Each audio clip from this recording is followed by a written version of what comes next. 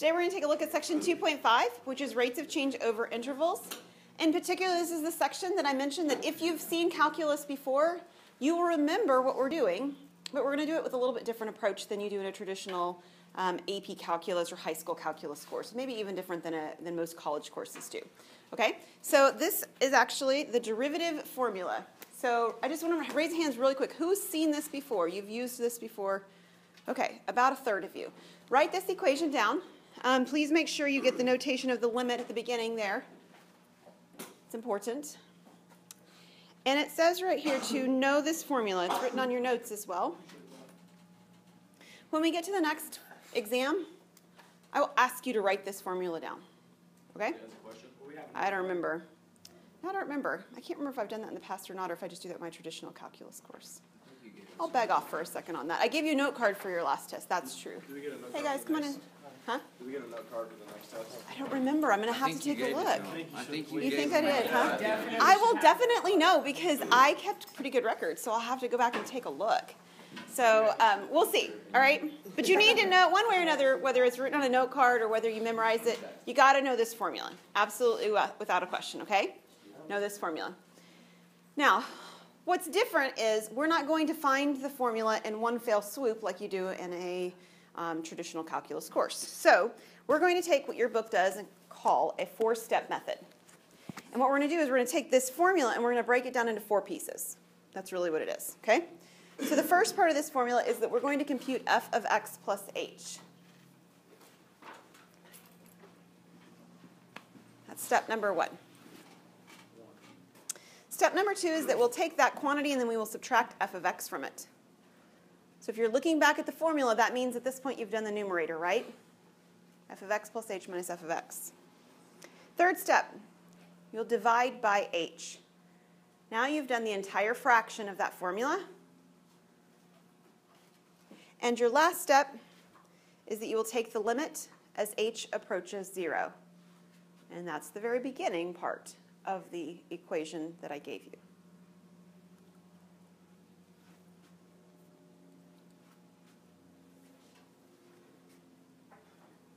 And then here's the deal. All we're going to do for the rest of the class is examples of this. Okay? So there is one example at the end that does it in context with words and so forth, so we'll encounter that one finally. But the first thing we're going to do is we're going to get practice at how to work through this in the four-step method. Okay, so what we're finding, let me remind you of this actually over here.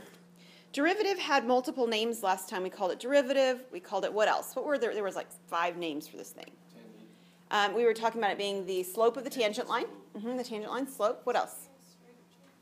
Instantaneous rate of change, so we're up to 3. There's 2 more phrases. F prime is the notation for all of them. You're right, we did that last time, but there was another meaning, like a language phrase. I'll give you the hard one. The limit of the slope of the secant lines. Remember I told you that was the weird one that we wouldn't see used very much? Does anybody remember the 5th one? It's the first one we saw. The slope of a curve at a point. Do you remember that one? Slope of the curve at a point. So this derivative formula is in fact finding slopes, right? So it says use the limit definition of derivative to find the following slopes. And our equation is f of x plus h. So you're going to number your steps because otherwise it's going to look like you're writing equals, equals, equals, and everything's equal to the next thing, and it isn't. There are 4 distinctly different steps, so you need to number them. The first step was to find f of x plus h. And this is actually one of the best reasons for using this notation as opposed to y equals for a function, having it named f of x or g of x, is because I can actually see what the input is. The input now is going to be x plus h. So what that means is that everywhere I have an x, I replace it with x plus h. Okay? So there's only one x in this function, right? And it's being squared. So where the x previously was, I now have x plus h. Okay, so contrary to popular belief, that is not x squared plus h squared. It's just flat out not true. We can put numbers in and I could show you very quickly that it doesn't work. But what it is it's x plus h times x plus h. And then we do have to do a little bit of algebra. We'll do the multiplying by 4 last. So what do you remember when you multiply two binomials? Binomial just means two terms. Two binomials together. How do you do that? Foil. Foil. What were you going to say? See, x squared plus h squared plus 2 times x8. Excellent. And I'm going to do it in a step before I get to that point, but you've condensed it, which is awesome. So if you can do that without the step I'm about to show you, no problem. Foiling is how we've used the phrase before, at least in a lot of high schools' textbooks, you'll see the word foil. What it is it's just distribution. We're going to take the first term, which is x, and we're going to multiply it by the other first term, which is x, like this. Then we're going to take the outer terms and multiply them together. That's x and h. So that gives me x times h, or xh. We're going to multiply the inner terms together, which is another xh. Just so that it's in the same order, I'm going to write xh. It doesn't hurt if you write hx, but I'll keep them in the same order. And then we have our last terms, which is h times h for h squared. And then, was it Alejandro, is that right? Yes, okay. Still working on those names. So just like Alejandro said, then what this simplifies to is we're going to have an x squared. These two match, so I have 2xh. And at the end, I have h squared. And then my final step is to do what? Multiply by 4. So I have 4x squared plus 8xh plus 4h squared. I'm going to try to fit step 2 on the same slide. Okay, so everybody good with that step? Plug in x plus h, simplify. That's what we did. What did step 2 say? Subtract h. So what it's actually going to be is it's going to be the same f of x plus h I just did minus f of x. That's what we're going to do next.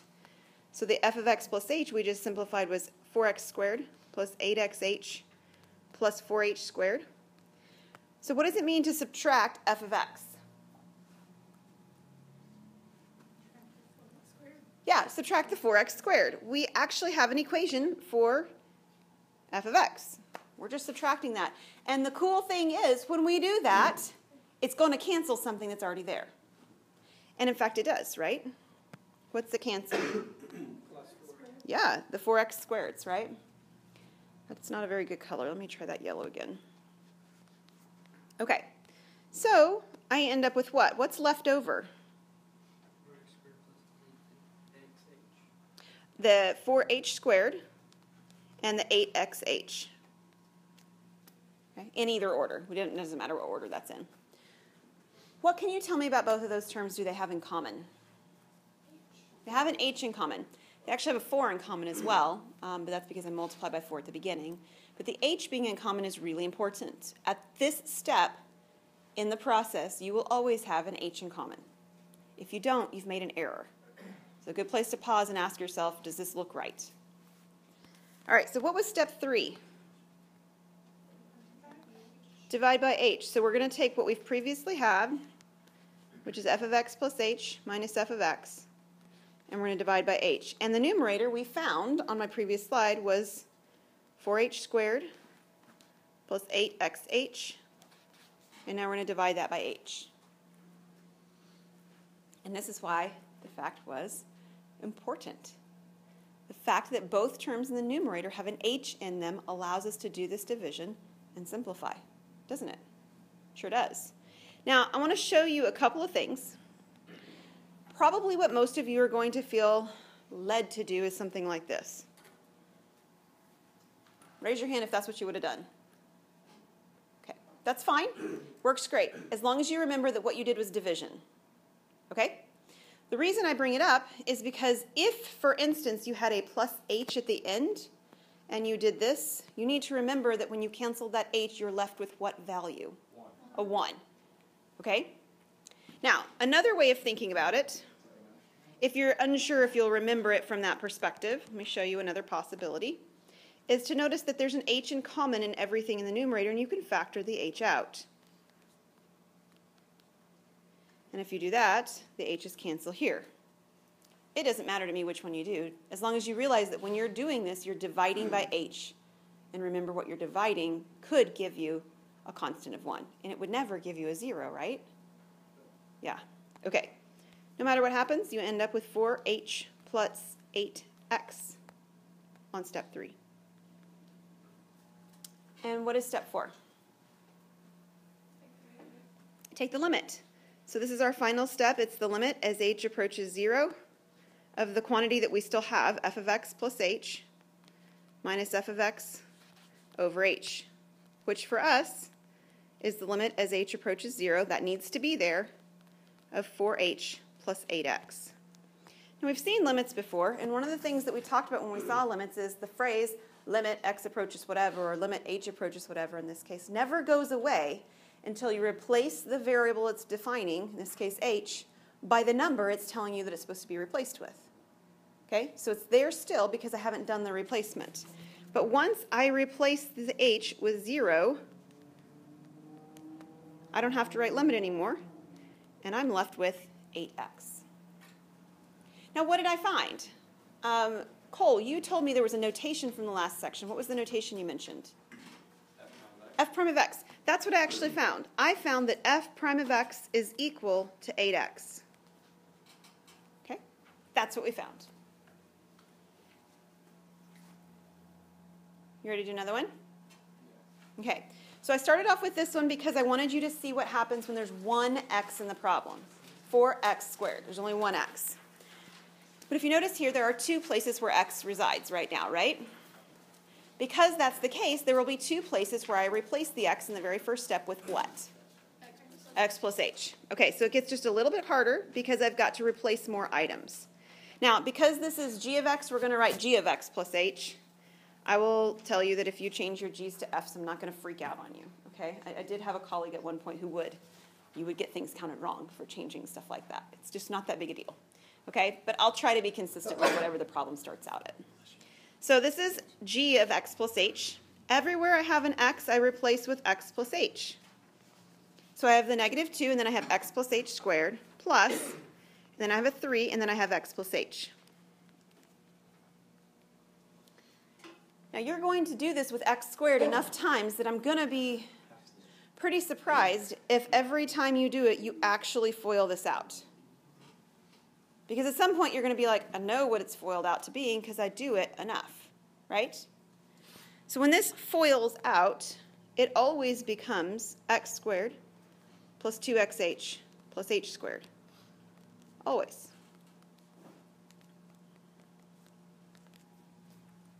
So whether it's on this problem or whether it's 3 problems from now, at some point you're going to be able to make that jump, and it's just going to be just fine because you remember it.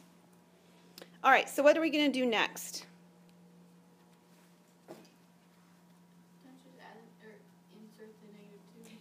Yeah, and we call that distribute, okay? So we're going to distribute the negative 2 through the first set of parentheses. And what about the second set of parentheses? Well, we're not going to use the 2 on it, but we're going to distribute it through with the 3. So this 2 gets multiplied to each of these terms, and this 3 gets multiplied to each of these.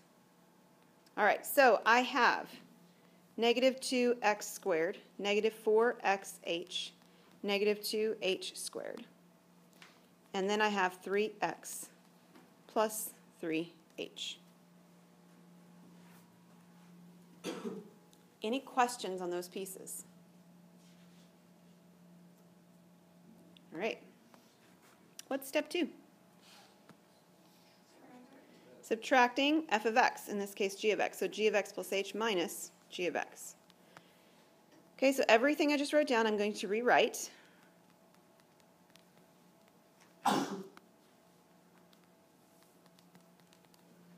And then I'm going to subtract what? Negative 2x squared, plus 3x. There's 2 things you can do here. One thing is you could distribute the negative through there. You could do that, right? You'd end up with 2x squared and negative 3x. That's fine. The other thing that you can realize is that those terms that are in that set of parentheses right now will always match terms that are in front. And because there's a subtraction sign, it means they're going to go away.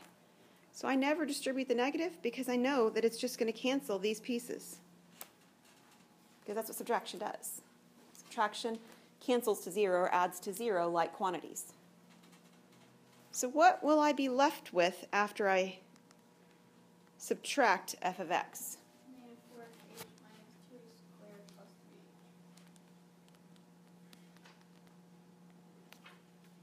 Does everybody have all those terms still? Excellent. So what then is my step 3? I'm going to move this to the next screen so I don't have to remember it. 5/h. All right, so step 3 was to take the quantity I just had, f of x plus h, minus f of x over h. And so I'll take the negative 4xh minus 2h squared plus 3h. Do they all have h's in them? Yes. Good. And I'll divide by h.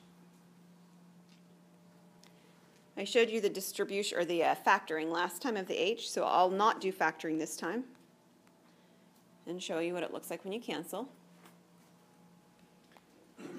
So I have a negative 4x on the first term. This was negative 2h squared, so now what is it? Just negative 2h. And then it was 3h, so now it's just 3. Fantastic. Step 4. What do I do in step 4? The limit. So I want the limit as h approaches 0 of g. Oh, I even changed it. Oh, sloppy. These were g's. I told you I was going to try to be consistent, and then I wasn't. G of x plus h minus g of x over h. The numerator and the division by h, all of that is what the limit is being taken of. So this is the limit as h approaches 0 of the last thing I found, which is negative 4x minus 2h plus 3. So what does the limit mean in the context that we're working with right now? What am I going to do? Yeah, I'm going to plug in 0 for h. So this is negative 4x minus 2 times 0 plus 3, which gives me what? Negative 4x plus 3. And this is g prime of x. Okay, we're going to do one more show of hands. Don't blurt out anything, just show your hands only. Who knows how to do these problems not with all the limit stuff I just did? Okay, should be mostly the same people who raised your hands before. We'll get there. We're not there today. So use the knowledge you have to confirm what your answer should be by looking back at the original function. That's fine. But right here today, this process is what we're going to do every single time.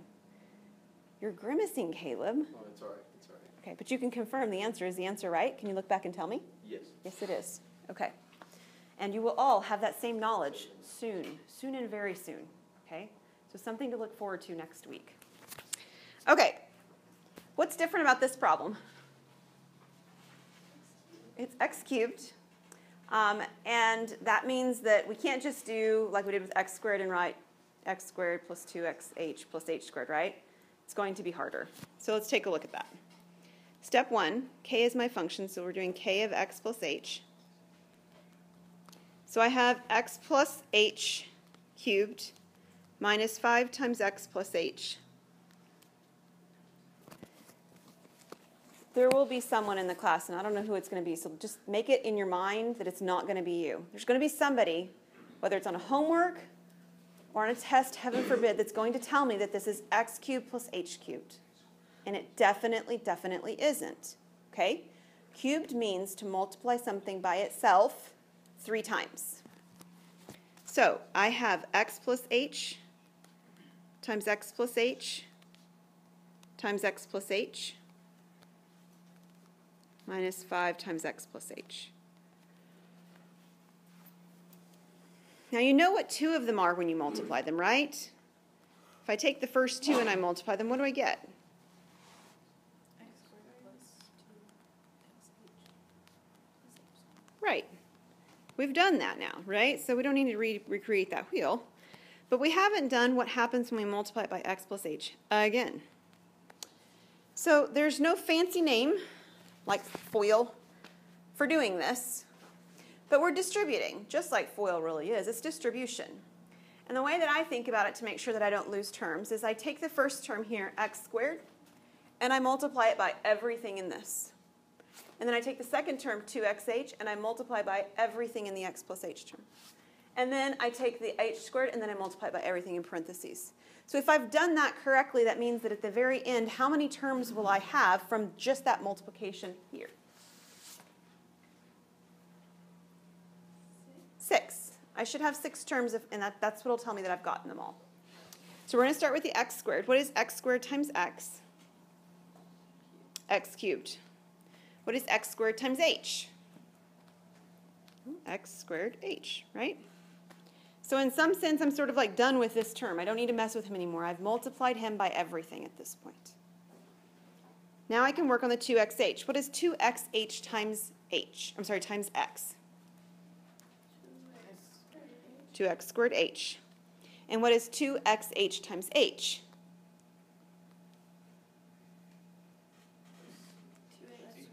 2x and then h squared. And then I've done this one. I'm done with it. Now I'm ready to multiply the h squared times everything in parentheses. So what is h squared times x? It is h squared x, but since we were putting x at the beginning of all the other ones, I'm going to write it as xh squared. It doesn't hurt anything if you write it that way. It'll just mirror the other ones I have a little bit better if I write it with the x first. And then I need h squared times h, which will give me h cubed. And then at the end here, I'm going to have minus 5x minus 5h. Thankfully, some of these things combine. Nothing combines with my x cubed. But do you see anything that will combine with the x squared h? The 2x squared h. So if I combine these, what do I get? 3x squared h. Okay, so at this point, I've taken care of all 3 of those terms. Moving right along, I've got the 2xh squared. Do I have any other of those?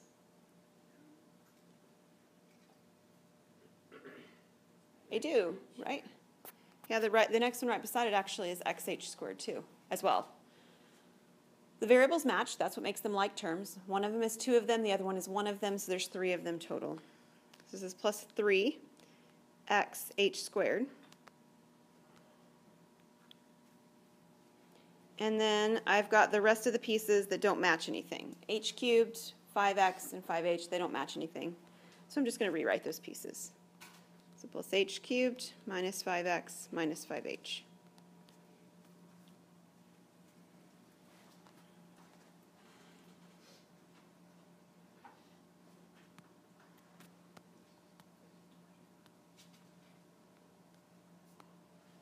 All right, what's step 2?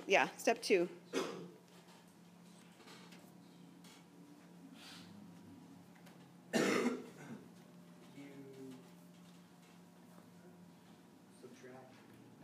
I do. So I'm going to take f of x plus h. Oh, but it's called k. K of x plus h. And subtract off k of x. So everything that I just wrote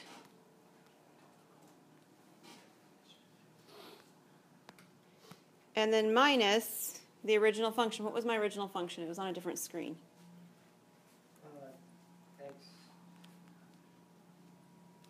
X cubed, right? Mm-hmm. Minus 5x. Right. X cubed minus 5x. And in fact, it's just every term that I had written before that doesn't have an h in it, right? Yeah. So my x cubed will cancel with this x cubed. My 5x will cancel with this 5x. And I have fewer pieces than I just had before. So I have 3x squared h plus 3x h squared plus h cubed minus 5h. It's getting smaller. Step 3.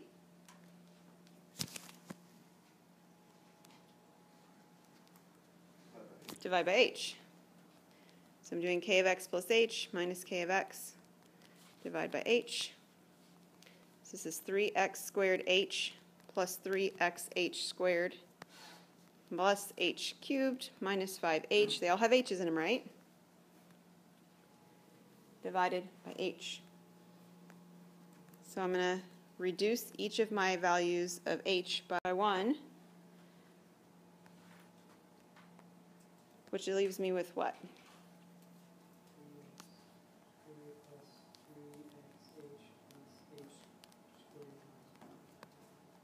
Excellent. It's reduced before, reduced again from what it was before. And the last step is, the limit as h approaches 0 of k of x plus h minus k of x over h. So I'm going to have the limit as h approaches 0 of 3x squared plus 3xh plus h squared minus. Okay, we'll plug an h in as 0, or plug the h in to be the value 0. So I've got 3x squared plus 3x times 0 plus 0 squared minus 5. What will that give me? 3x squared minus 5. And that would be k prime of x.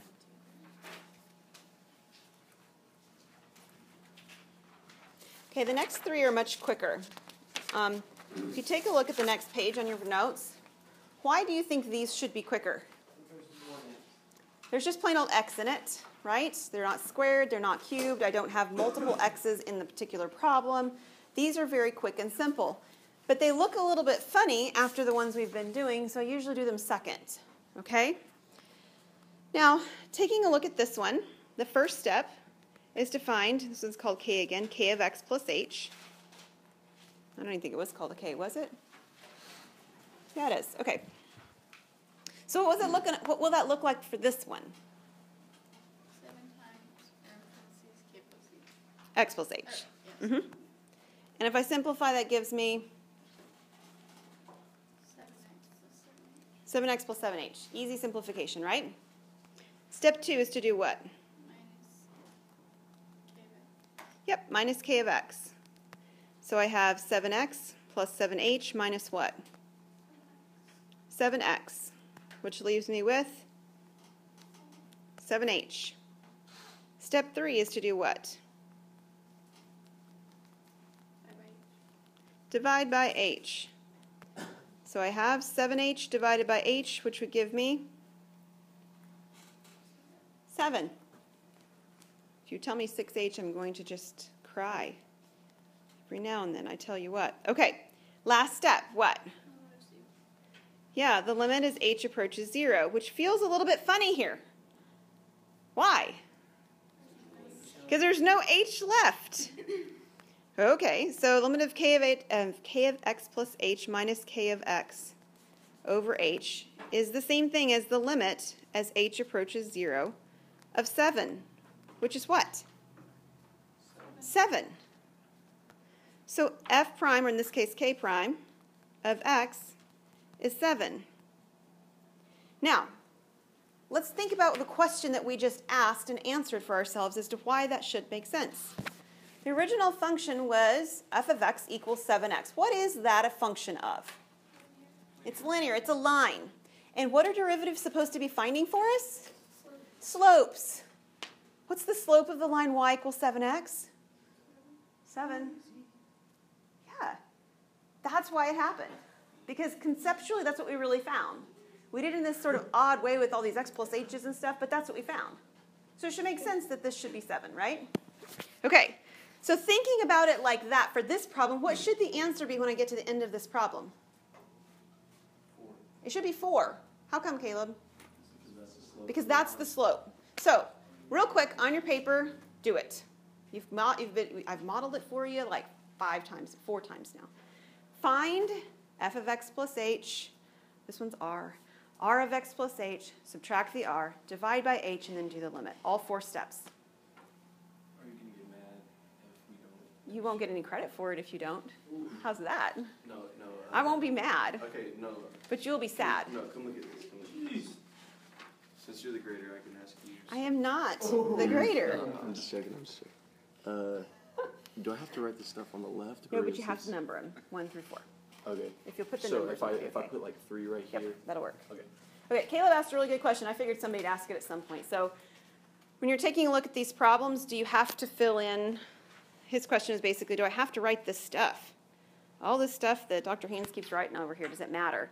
Well, I mean, it does matter, but I will suffice if you at least put the numbers on your steps, okay? Number your steps and we're all good to go. Because we all understand that the steps are the same for all of us. Got it? Fantastic.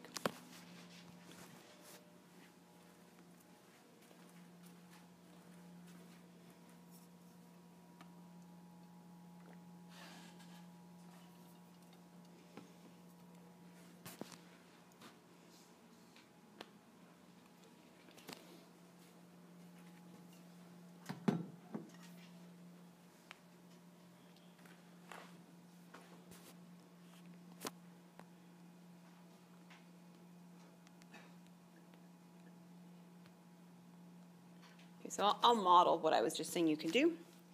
We're going to replace x with x plus h. We're going to get 4x plus 4h plus 2. Oops, that's not 2. That's a 2.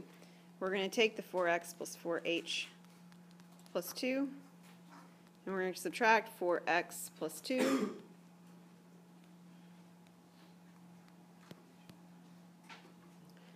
Oh dear. That's not written right. That should say H. I did. Okay. There we go. That leaves us with 4H. Step 3, 4H divided by H is 4. And the limit of 4 as H approaches 0 is 4, and that equals R prime of X. Okay, this right here on the screen is the bare minimum that I want to see when you're doing the problems. Anything less than that and you're going to lose some points because you're not showing all your work, okay? I already heard somebody spill the beans and tell the answer for this problem. Was that you, Caleb? No, it definitely wasn't, was it? Okay. Okay, so let's have an opportunity for you guys to think what the answer should be to this before we do it, because when we process through the answer, it looks weird. What kind of an equation is this? What does... It's not a point, it's a line. What kind of line, Kendra? Horizontal. This is a horizontal line. So this is a line at height y equals 6, right? What is the slope of a line like that? 0, okay? So this process is going to look weird because the answer is going to be 0, and that's what's going on, okay? So let me show you what the process looks like. Step 1 is to find, and I'm going to write the notation because otherwise it really looks funny, n of x plus h. But n of x plus h, when there isn't an x, is just 6. Already looks weird, right? Step 2 is to take the n of x plus h that we just did, and it was so hard fun to do, and then subtract the original n. And when we do that, we get 0. And step 3 is to take that quantity and divide by h. And what is 0 divided by h? 0. And then step 4 is to take the limit of that value as h approaches 0.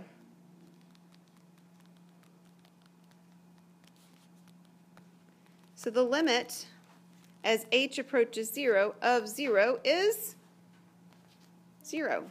And that would be our derivative n prime of x. I don't think you have to do any of these on your homework. If you do, there'll be like one of them. So yeah, you would go through it, but it'll take you like 2 seconds. So, okay, maybe like a minute, but you know what I mean. All right, we have one more example. This is actually an example of a problem with context, right? Okay, An object is dropped off a building. Ignoring air resistance, the height above the ground, t seconds after being dropped, is given by f of t, equals negative 16t squared plus 100 feet. I should probably start by asking you the question, do you know how tall the building is? It's 100 feet. Why is it 100 feet? That's the starting point when you start dropping. Right, well, because when time equals 0, like if I plugged in 0 into this, I have 100, right? So the height of my building is actually 100 feet. Does anybody know from previous experience with things falling off buildings what the negative 16's from? Gravity. It's gravity, right. That's the rate of acceleration due to gravity, okay? So, all right, great. So this says to use the limit definition to find the rate of change equation. That's different. We haven't done that yet for the height, okay? So when we're done, we're going to have not just, I shouldn't say we haven't done the equation. We've done the equation. We haven't done one with context. So when we're done, we're going to have language surrounding it, just like we did when we were finding models before. That's the part that's new. So our four-step process first says that we're going to find f of t plus h. Again, if you switch the t into an x, I'm not going to freak out on you, but I'll leave it as a t since it started that way. We have negative 16 times t plus h. If you are going to leave it as a t, please make sure you put a curl on your t or make it very clearly not look like a plus sign, okay? T's are terrible to use for that because they start looking like plus signs very quickly. All right, so I'm going to have negative 16 times what? What is t plus h squared? T squared plus, what's next? 2th plus h squared, right? Plus 100. And then we're going to distribute the next negative 16 through. So this is negative 16t squared minus 32th minus 16h squared plus 100.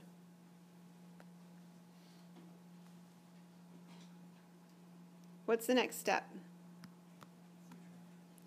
Right, to subtract f of t.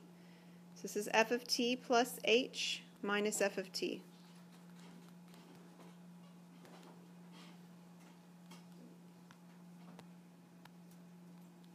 And f of t was negative 16t squared plus 100. So what cancels out? Yep, the negative 16t squareds and the 100. Everything in f of t will cancel, leaving me with negative 32th minus 16h squared. What is step 3? Divide by h. Okay, so I have negative 32th minus 16h squared divided by h, which gives me what?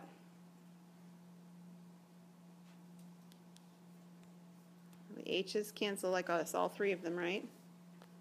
So I have negative 32t minus what? 16h. There is still an h there. And our fourth step from our four-step process is to do the limit.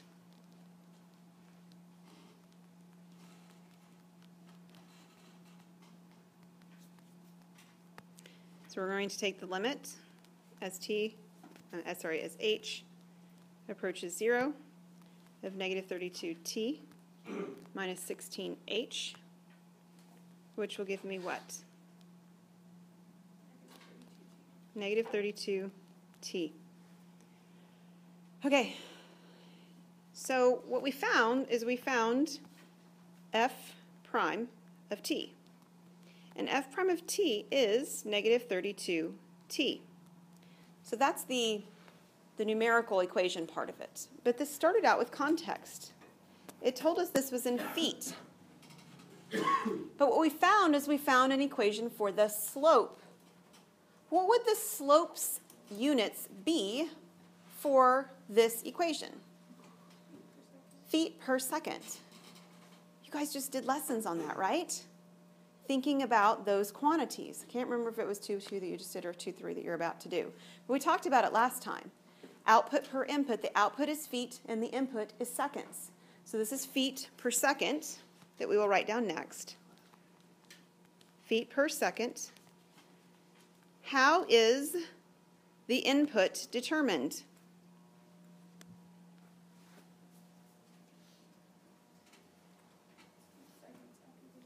Right, it was back up at the beginning. They didn't write it at the end like we write ours usually, but it's up here, right? T seconds after being dropped. This is T seconds after being dropped.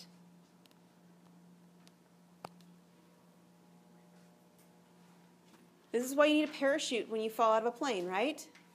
You got to slow yourself down because you're getting faster as you're falling. That's gravity. So the last question that we're going to answer, part B, says, using the answer that we just got in part A, determine how rapidly the object was falling after 2 seconds. So what are we going to do? We're going to plug in 2 for t. So I'm going to find f prime, because it wants to know how fast, how rapidly. That's a speed. That's a rate of change. So it's f prime of 2 equals negative 32 times 2, which gives me what? Okay, negative 64 what? Feet per second. Right, good job, ladies. Feet per second. So the object at 2 seconds in is falling at a speed of negative 64 feet per second. But that's just like right then, because as soon as you say that second, it's over, it's falling faster, right? Yeah, it is.